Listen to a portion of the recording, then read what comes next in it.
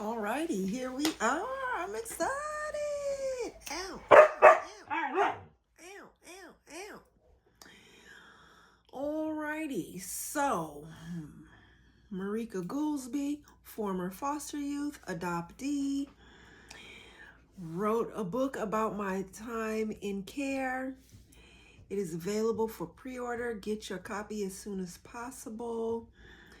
I wrote this book for basically 3 different reasons. One is to inspire other people with lived experience to tell their story. Other people that were in foster care, that were adopted, either that be through foster care or through private agency, to tell their stories. We need all of the stories.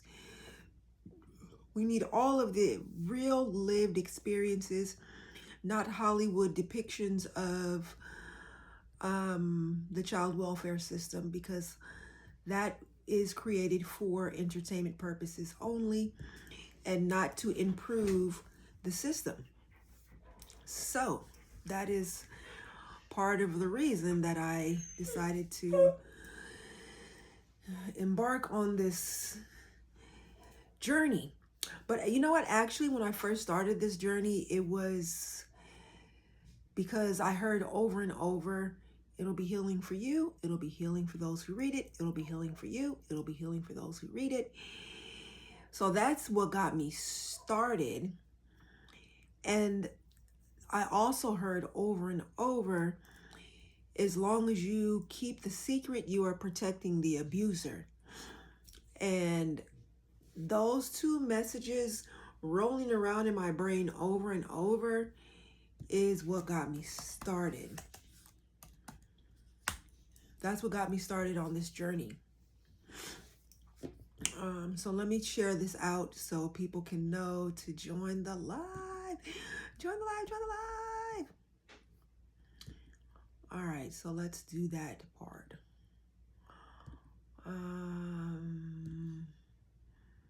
Yeah. So yeah, we're just getting started. So I'm sharing this out to everybody. So y'all can know why I am here doing all of these things. Okay. All right, let me see. Who else can I share this out to? It won't even let me. Maybe I have to do this here. Let me see. Share this out.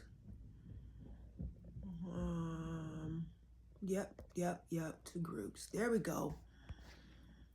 FOSTE. Oops, Goster. No. All right, here we go. We're sharing it out. Oh, it won't. That was weird. All right. Alrighty. So I am trying to let people know that we're on. That we are on.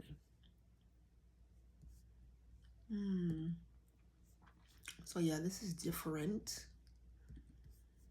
Oh well.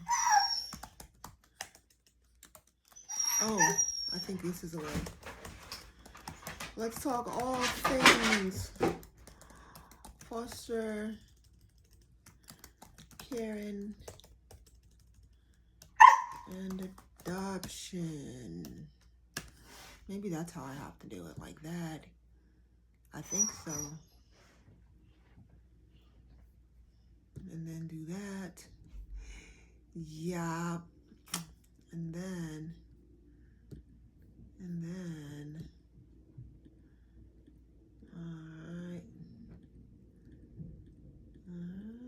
All right. And then I can do like this. And then, nope. Okay, that stinks. Oh, no, here we go. Okay. Like this. kind of annoying. That only let me do one at a time. I'll be wanting to share. I'll be needing to share to multiple places at once, not just one at a time. I am I don't know. I don't know what I was about to say. Mass sharer.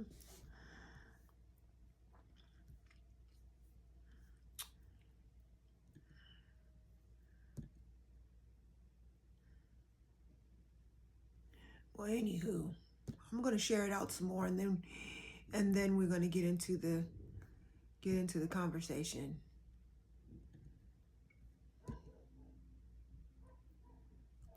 Everybody. Yep.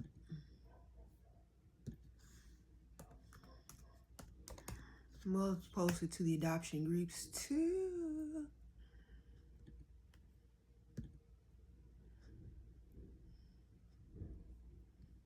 Yeah, I hear it too, buddy.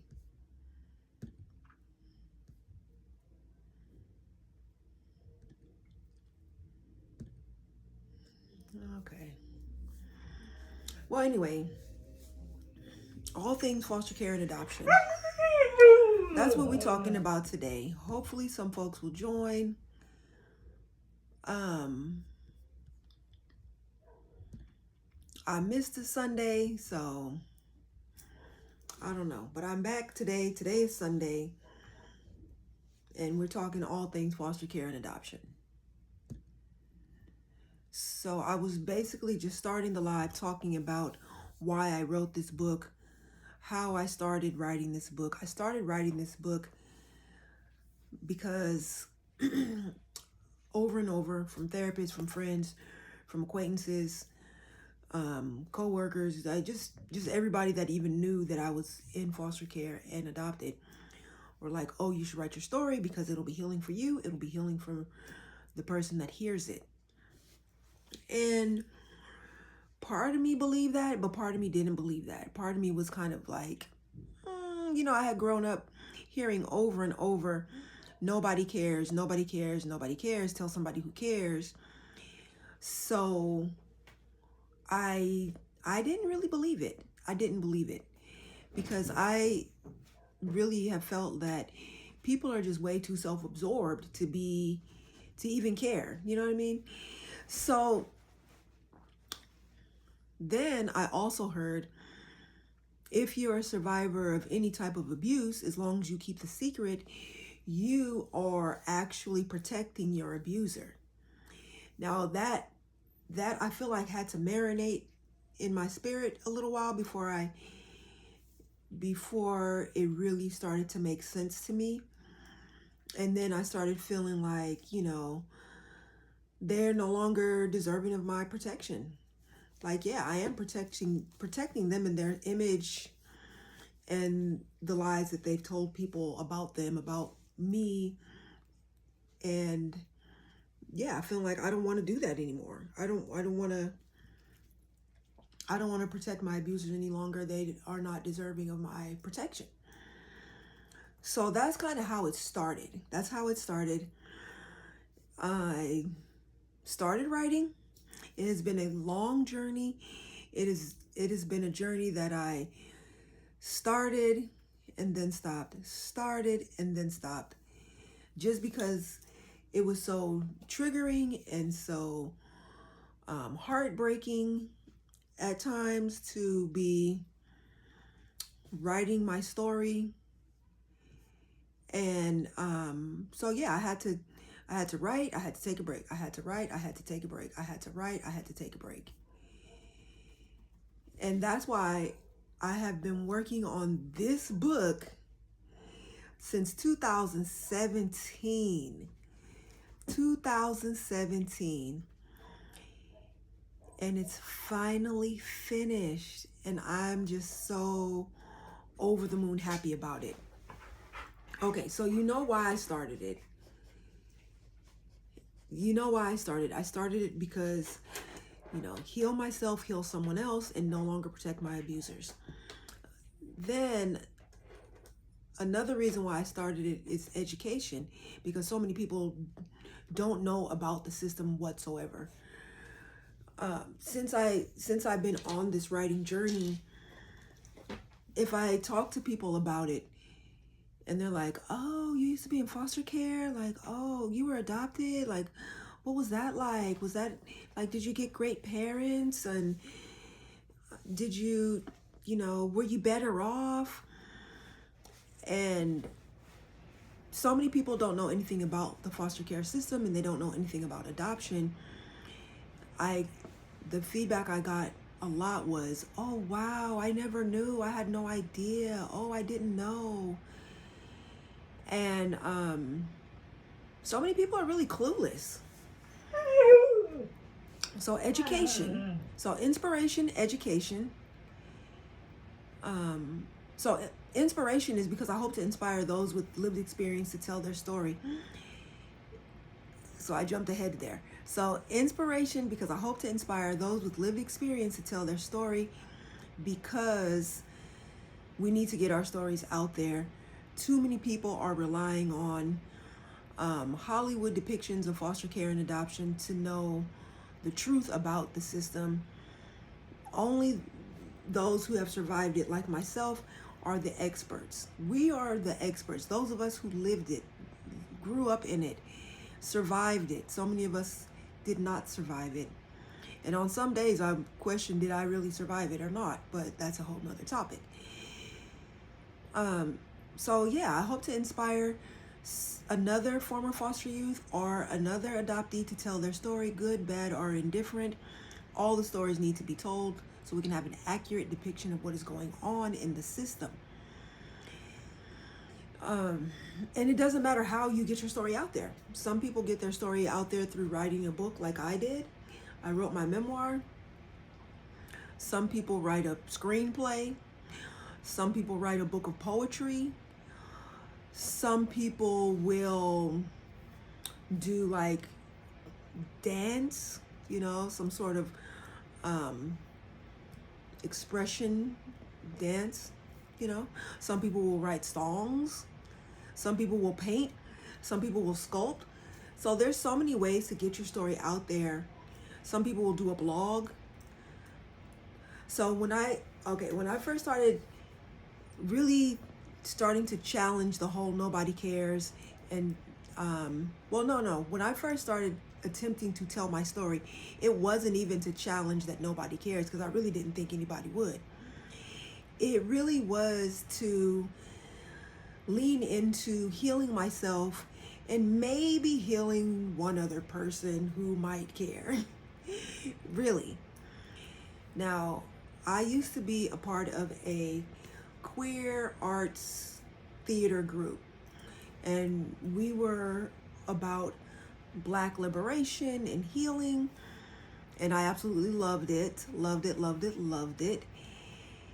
And I joined the group, and we were putting together a play with multiple skits within, everybody sharing, I guess, a piece of their healing journey on stage as a part of this play. So I told a small little scene of the book, the book wasn't even in my thoughts or on my radar at all at that time. But I put together the little scene, and it was called Conversations with Mama. It's on YouTube right now if you want to check it out. But Conversations with Mama, basically me having a conversation with my adopted mother, even though she had passed away. So yeah, that's what it was about. And like I said, it was just to be healing for me. And if it happened to touch one other person, because I really thought it would touch 0, I thought that would be cool. So we wrote it, we rehearsed, and I believe the show was literally for like one weekend. Like I want to say like Friday night, Saturday night, and Sunday, like matinee. And the first time, oh my God, I was so nervous. Like, but I kept telling myself, well, no one will even really be paying attention. No one will really care. So it's no big deal. Just trying to like give myself the courage to go ahead and do the performance, which it helped. It helped to think that, people will most likely be like talking to each other, waiting for the next performance. Um, People will be on their phones, on dim lighting. No one will be paying attention to me, really. That's what I had to tell myself to be strong enough to get through it. But I did my scene and got through it, and I felt good about it. Like, okay, I think it became clear, like my director was saying, like, take up more of the stage, be bigger, be louder, be. So that became clear to me after that first one. And after everybody had done their scene, the whole entire production was done for that night. There was a meet the performers after. So there was like a table set up for us in the lobby where we could sit at this table and answer questions and sign posters or whatever merch they bought or whatever. Now, I was thinking no one's going to be interested in, no one probably is looking to ask me anything. That's how much I had really believed and absorbed. Nobody cares, nobody cares, nobody cares. So after the performance, this is the Friday night, and everybody took their final bow, and then I came out, and there were like a handful of people like, oh my God, and I was like, whoa, like it was overwhelming because people were saying like, oh my God, that was so powerful, that resonated with me so much, like I really connected with your part of the performance. And I was like shocked. Okay, I was shocked that anybody even cared. I was blown away. And that was the first time this whole narrative and whole belief system that had been pounded into me for all of my childhood, that nobody cared, that I really believed, wow, people might care. People might care. Look at that. So we did the performance again on Saturday night, but even like all day Saturday, I was like, maybe it was a fluke. Maybe it was just some weird, I still didn't all the way believe it. Okay. I really was like, it was a fluke. It was a random, that there's no way that something like that could happen 2 nights in a row. That's impossible.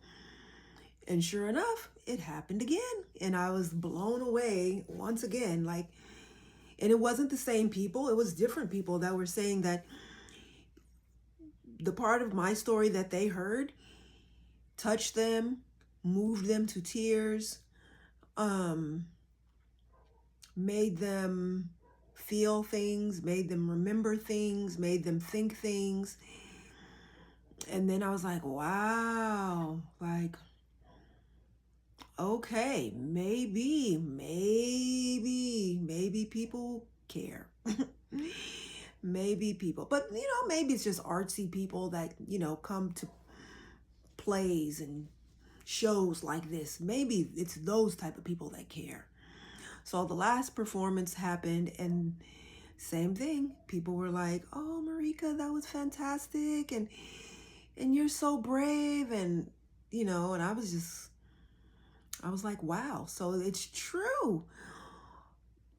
There is power in telling my story. It definitely was healing for me to have that corrective experience of nobody cares. It was definitely, it looked like it was healing for the people that witnessed it, because that's what they said. And they felt moved, and they felt all the feels just watching the performance. And that was kind of a turning point for me. That was a real turning point where I was like, okay, all right, I guess there is power in me telling my story. It is healing for me. It is healing for the person that hears it. And people do care. People do care. How about that? So after that, the theater group everybody kind of went their own ways. You know, life be lifing. People get back to work. People get back to their busy schedule. People prioritize other things. And then I was kind of like, so now how am I going to get my story out there? Like the play, that was pretty awesome. And my best friend, she was doing, well, years before that I was doing this play, she was doing a one-woman show. And that seemed to be a great way how she was getting her story out there. But I felt like I didn't want to do that. I didn't want to put the time and energy into a one-woman show that just didn't feel, I don't know, it just didn't feel good in my spirit. Yeah. Even though the whole theater group felt really good because it was a group of us and we were helping each other and we were rehearsing together, that felt really good. But the idea of me trying to do some theatrical thing by myself at the time did not feel good. So I was like, okay, how am I going to get my story out there? How am I going to get my story out there so it can be healing for me, continue my healing journey, and heal someone else, and further prove to me the whole nobody cares is a bunch of BS. So I thought about it, and then I started thinking, you know what? Someone recommended I should do a blog. I was like, yes, that's it. I should do a blog.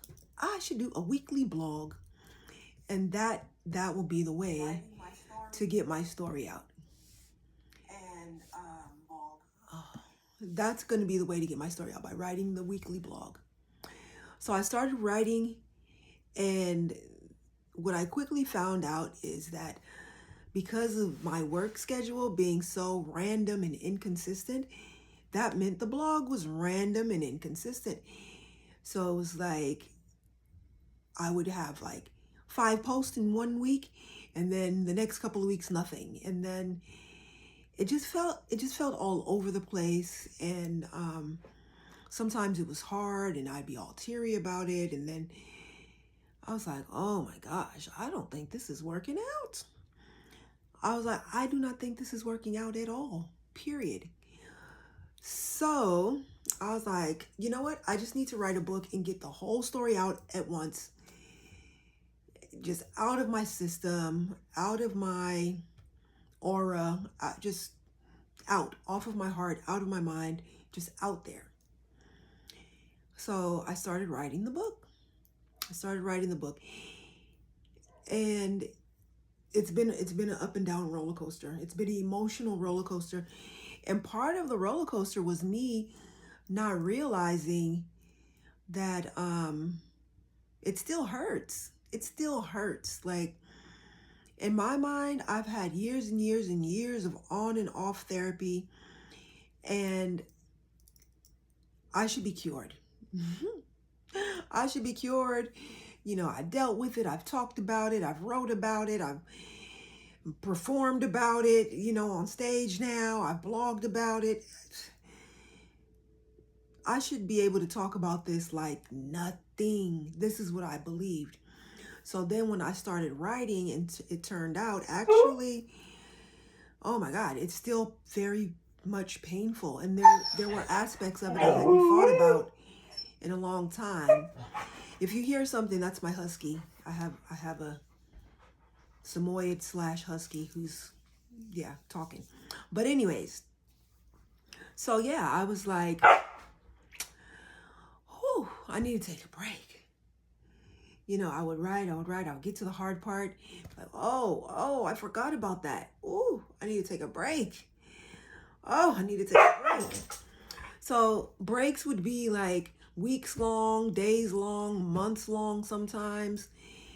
And I'd be like, okay, I'm ready. I'm going to get back to it. I have to get this thing finished. And I would start typing again.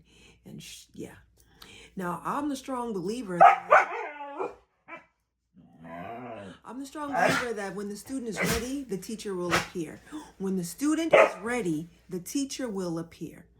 One more time. When the student is ready, the teacher will appear. When the student is ready, the teacher will appear.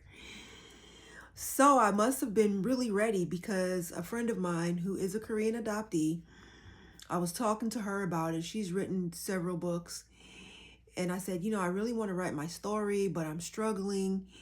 I get to the hard parts and then I have to take a break. And, I was even thinking like, you know what? I need a ghostwriter at this point. I need a ghostwriter because apparently me trying to write it is too difficult.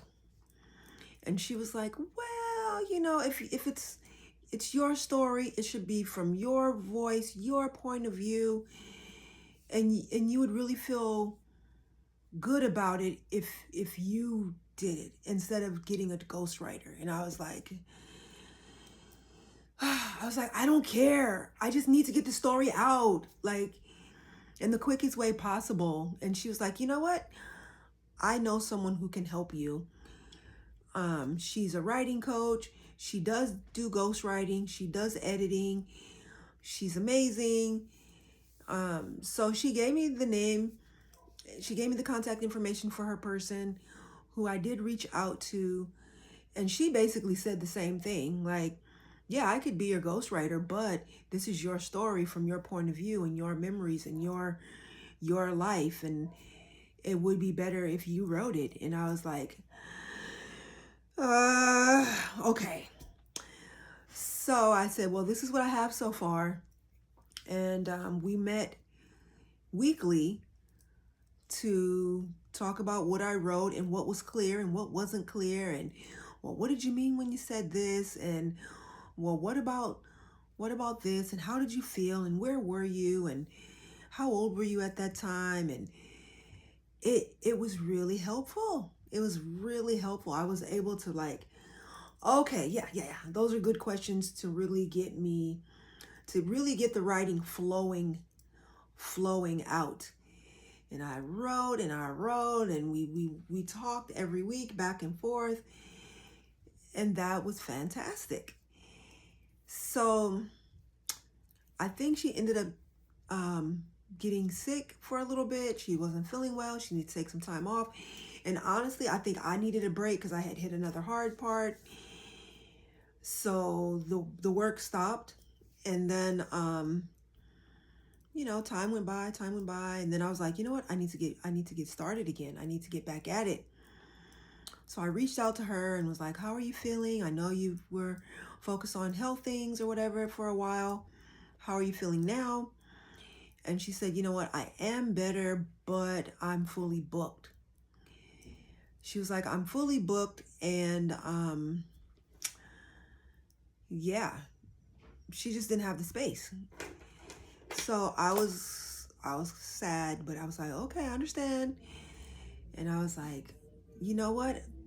What I really need is someone who is a former foster youth and adoptee who has written their memoir to help me, to kind of guide me through writing mine. And once again, when the student is ready, the teacher will appear. I found that person on TikTok. And I was like, that's who I need. That's who I need to talk to. So I sent a message through their website and was like, don't know if you're taking on any new clients, but I really would love to work with you, blah, blah, blah, yada, yada, yada.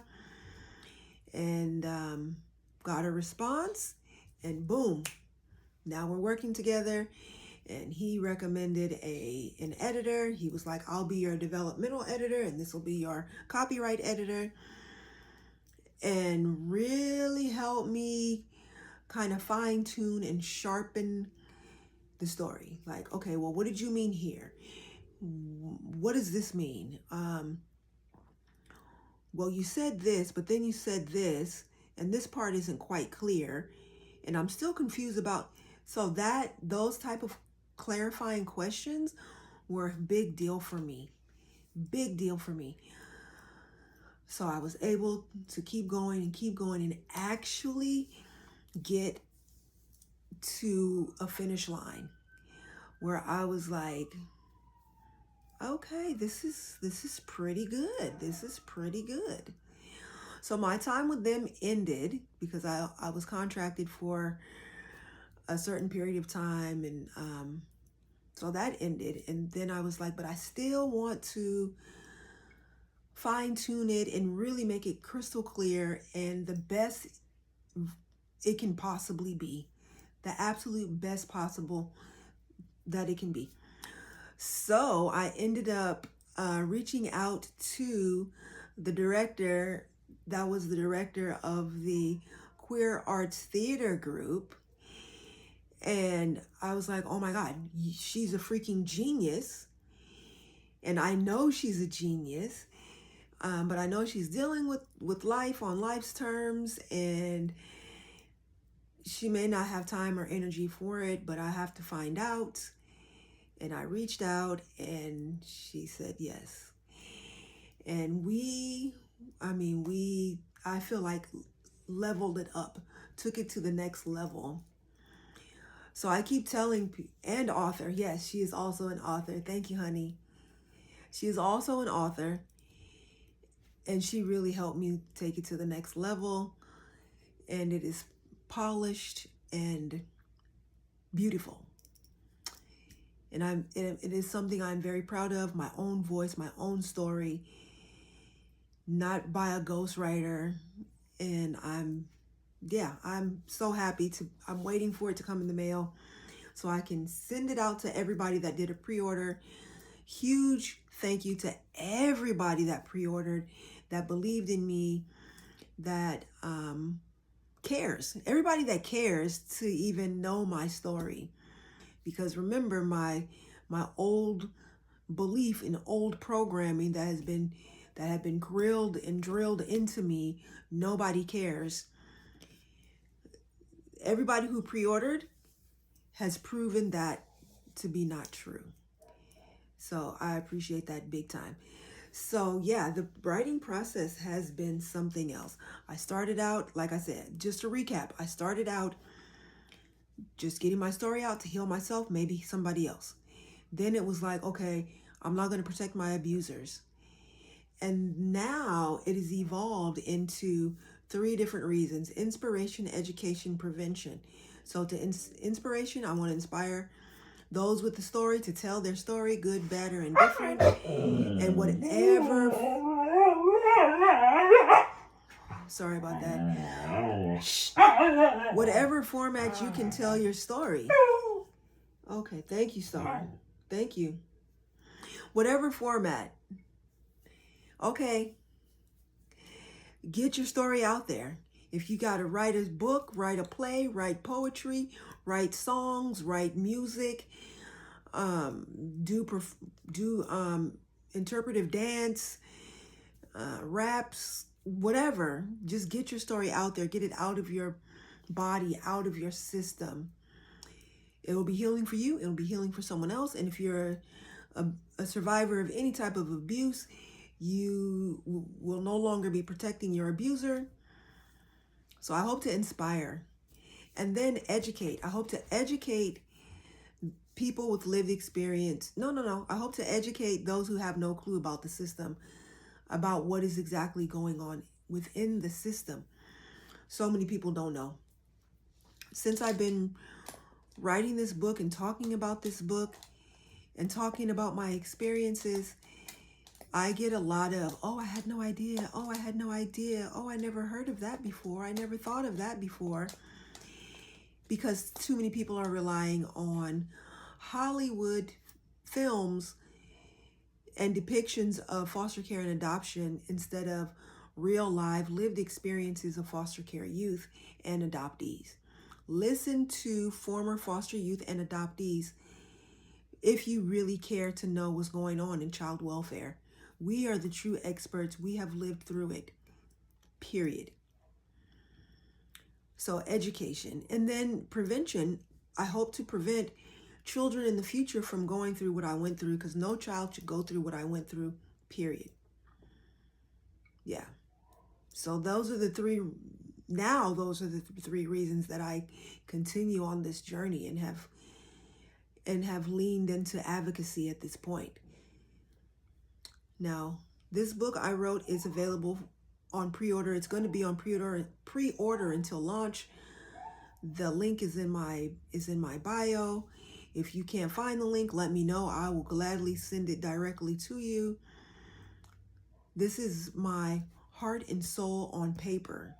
It is I have poured my heart and soul into this on paper for people to understand why the system needs an overhaul. Some people would even say this needs to be torn down and rebuilt.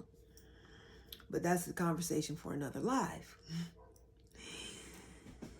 But yeah, today is what? January 4th? Let me look at my watch. Today's January 4th, Sunday. And to me, the first 5 days of January are a period of reflection and planning the future. What do you want to happen in the future? What do you want to manifest? When you reflect on last year, what were the highlights that you want to bring with you into the future to manifest and create the type of future you want? What type of experiences do you want to have? And when I think about my 2025 and I really reflect about what has been good about it and what has been challenging about it and what lessons have I learned and what wins can I celebrate. One is I turned 50 in March, and that was definitely something to celebrate. To me, that's a milestone age, 50, like, man. And let's see what else happened. Oh, I became a raw vegan. So I became a vegetarian when I was 33, 45 vegan, 50 raw vegan, and I feel really good about that. Let's see what other. Finished the book. This book right here, finished. So that is a huge thing to reflect over, and how the journey has evolved over time. And I really feel good about that too. And reconnecting with my siblings, meaning the siblings I grew up with, which were my foster siblings and my adopted brother. Well, me and my adopted brother, we're always connected. Sometimes I wish we talked more, but we talk. And telling them about the book, which was kind of scary because not knowing how they're going to react or feel about it, because 6 kids grew up in the same house. Everybody has a different experience. Even if there is some overlap, everybody has a different view of it. So this is just mine.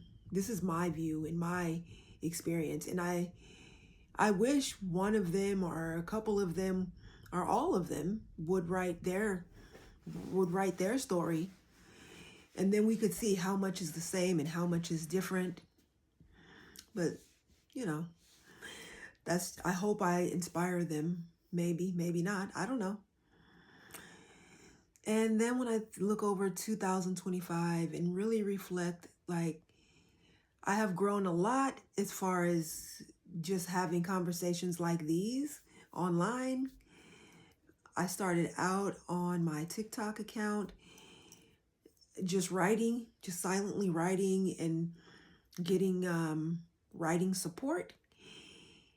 I was so nervous. I was so scared because I feel like the whole time since 2017, well, even before then, probably 2015 even, I've been fighting nobody cares, nobody cares, nobody cares. Especially when it got hard. Like, why am I putting myself through this when nobody cares? Like, that is something that has really been made clear to me, how much that narrative playing in the background steers a lot of my actions and decision making. Why would you do something, if nobody cares? And yeah, my motivation and my why about a lot of things have been affected with this story playing in the background. Nobody cares, nobody cares, nobody cares. So that was a huge learning. But I pushed back against that. People do care. Like, I literally had to say out loud, even though there's nobody else in the room, people do care. People do care. I had to challenge that belief loud and on purpose. So when I go live on TikTok or on Facebook or on LinkedIn or Instagram or anywhere else, I have to challenge that belief that people do care, and the people that care will see the message and order the book and be supportive and encouraging. But I've come a long ways from when I first started. I think I really first started attempting to do these lives, I want to say 4 months ago, and it did start over on TikTok first. So I do have like a beautiful thriving community over there, a community of wildflowers. I would love to have a community of wildflowers here that want to have these conversations with me. And I think that'll happen if I can just stay consistent like I did over there. But yeah, reflecting over 2025, I've had a lot of wins, a lot of growth.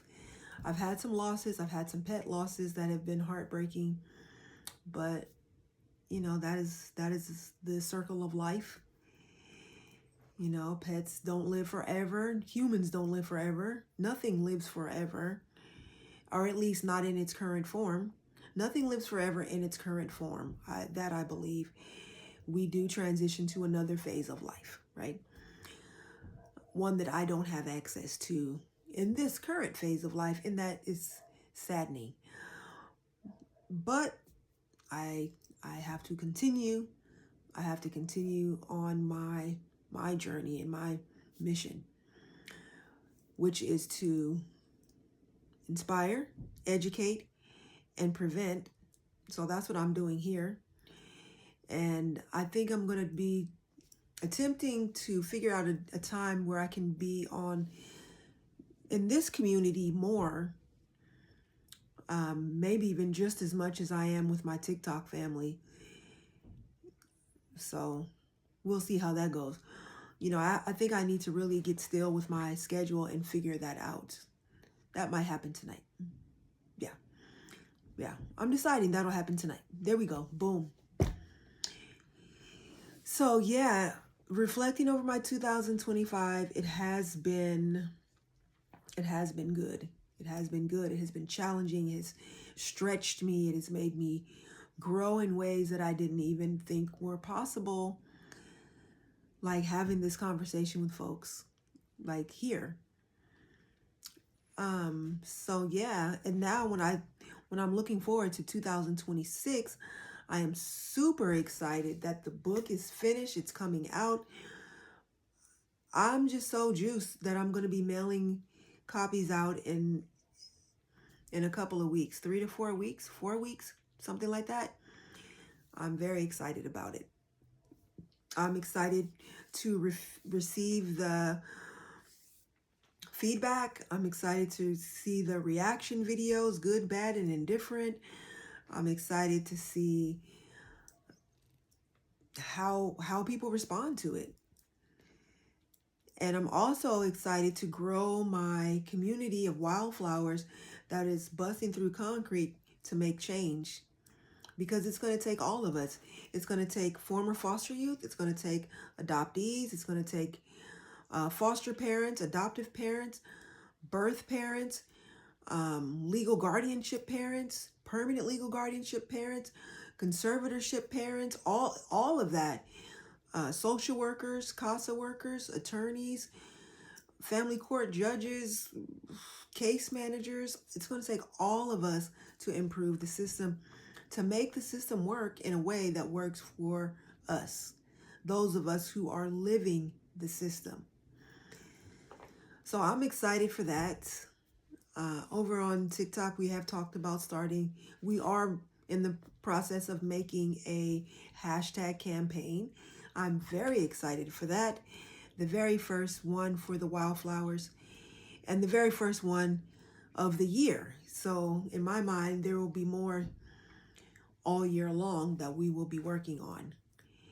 So that's exciting. And I'm very happy about it. And yeah, I'm very excited about having a regular schedule with my Facebook family where we can talk about it and really growing this community here, as well as on my other platforms. So yeah, I got goals, dreams, aspirations that I'm looking forward to bringing to fruition, and educating people, raising awareness, getting my story out there once and for all, and no longer protecting my abuser, healing myself, healing someone else. You know, it's so funny because when I was younger, I really thought that after so many years of therapy, after spiritual healing, after prayer and meditation, after journaling, that one day that I would get to this destination called healed. I am healed. I have arrived. And at 50 years old, I'm realizing there is no destination called healed. Like, yeah, because there's always, I don't know, like re-injury or, yeah, I don't know. I think I've finally come to the conclusion that I'm happy looking at progress instead of this final destination heal. Progress over perfection. It's very important. Progress over perfection. Example. That's a husky.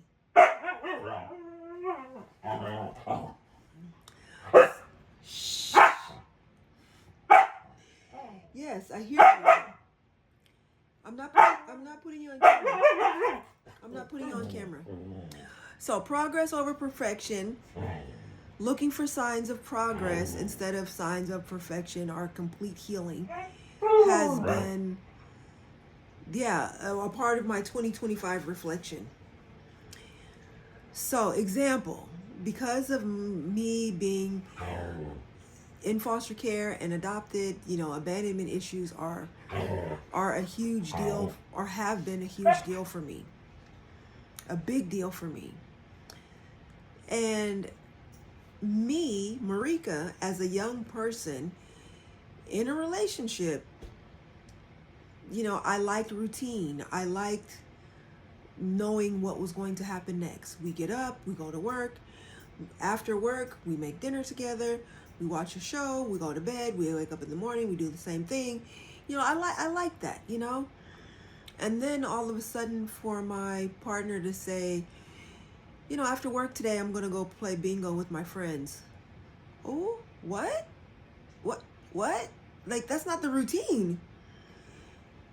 For her, no big deal. For me, huge deal. Huge deal. I mean, like, crying. Why? Why don't you want to come home with me? Like, I thought we were going to make dinner together. And like, yeah, but, you know, it's already made. It's just warming it up. And so, oh my gosh, the tears, the crying,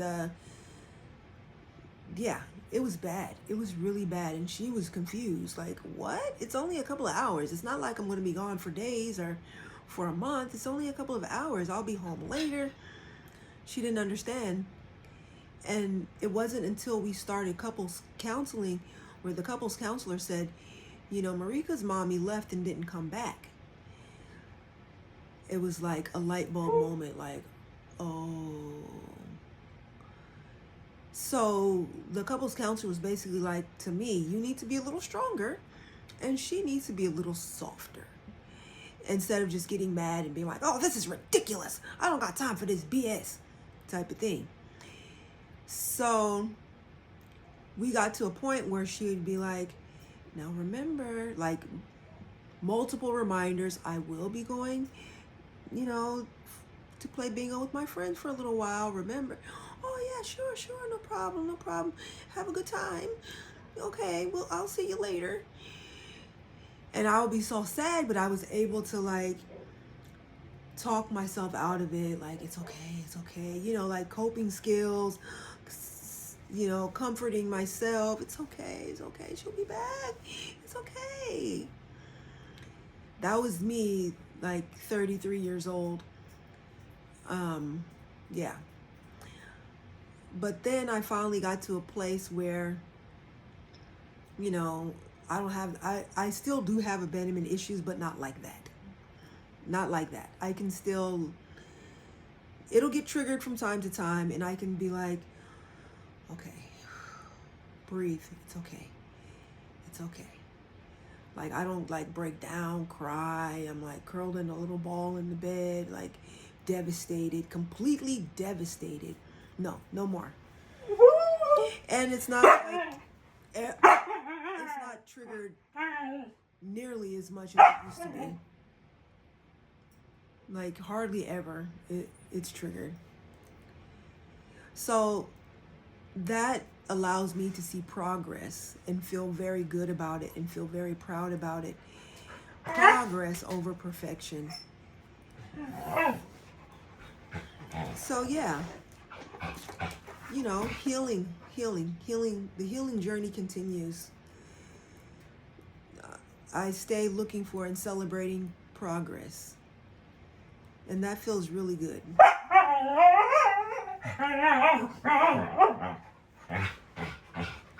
My husky. So yeah, that feels really good to see the places that I have grown and progressed. It feels really good. So yeah, I wrote this book. This is my experiences with foster care and adoption. Get your copy as soon as you can. It is available on pre-order. I poured my heart and soul on paper, and I hope that it is inspiring, educational, and serves as a tool of preventing future harm. Inspiration, education, motivation. Inspiration, education, motivation. That's what this is about for me now. It started out as healing for me, healing for someone else. It started out as no longer protecting my abusers. Shh. And yeah, I believe it does all of those things. It is very well written, if I do say so myself. And yeah, get your copy. If you have any questions for me about adoption, about foster care, feel free to comment. If you're watching this in the replay, I really do want to read your comments and answer your questions, because I really do want to have a dialogue, a conversation. And this is a start of a conversation. Put your comments in the chat. Put your questions in the chat. Put your thoughts and your feelings in the comment section. And I will respond. I will definitely respond. Because this is an issue near and dear to my heart. And I'm starting to think it might be near and dear to my husky's heart too. Because he has not stopped talking since. Okay, maybe now.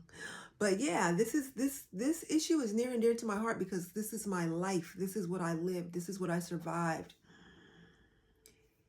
And this is something a lot of people have the privilege of not having to even think about.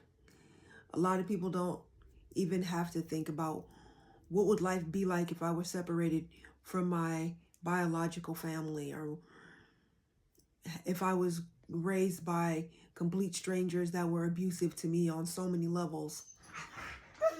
But for those of us that do, we need a little compassion and a little help, and we need people to know about it in order to do that.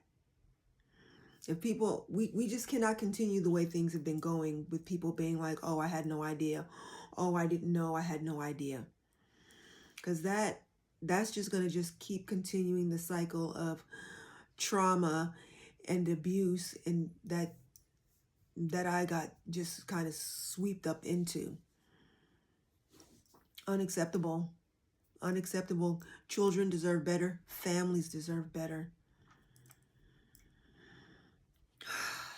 Yeah. So yeah, it is my goal to make myself available at least once a week to have this conversation. I would like to do more. That is another goal for 2026, is to be able to have these conversations on multiple platforms at once. I know there's software that can do that, so I'm still figuring that out.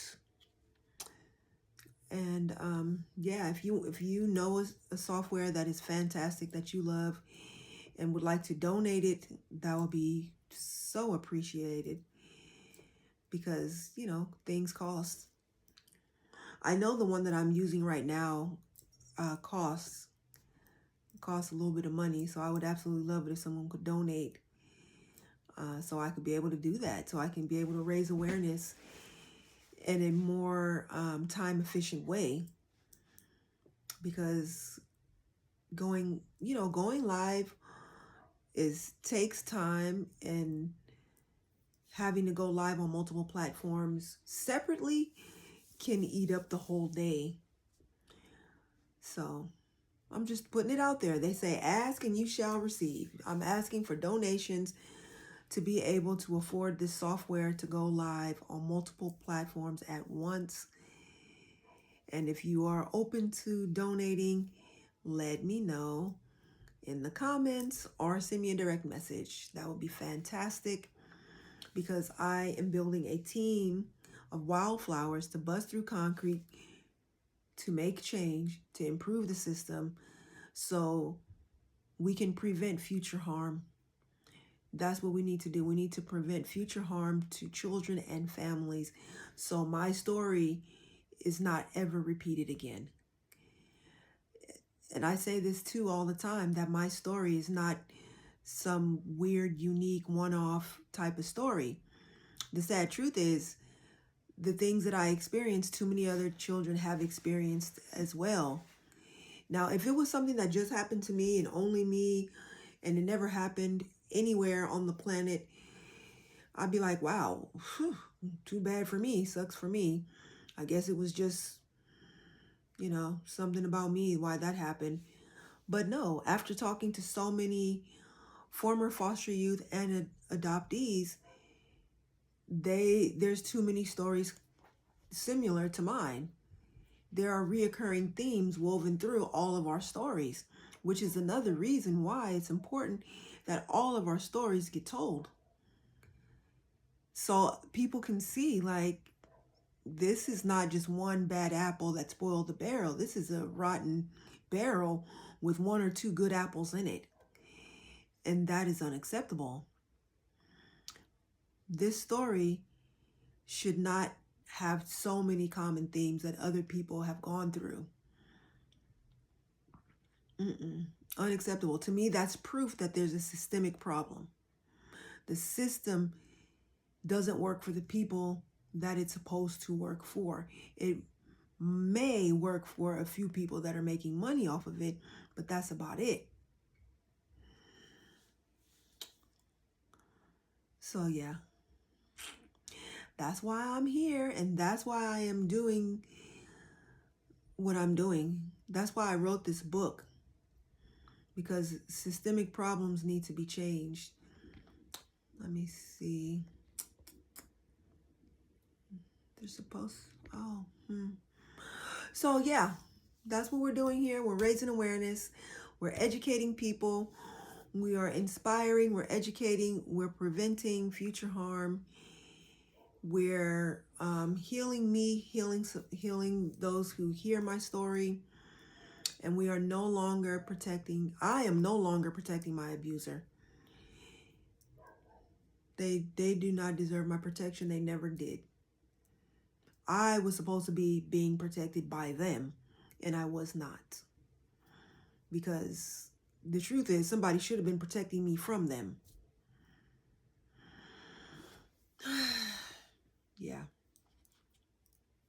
So yeah, this live has been about a little over an hour, and if you're watching this in the replay, please do leave comments.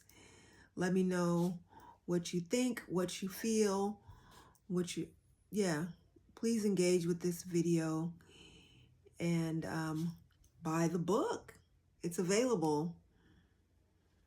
All right, well, I guess this is where I say goodnight, and see you next time. Bye.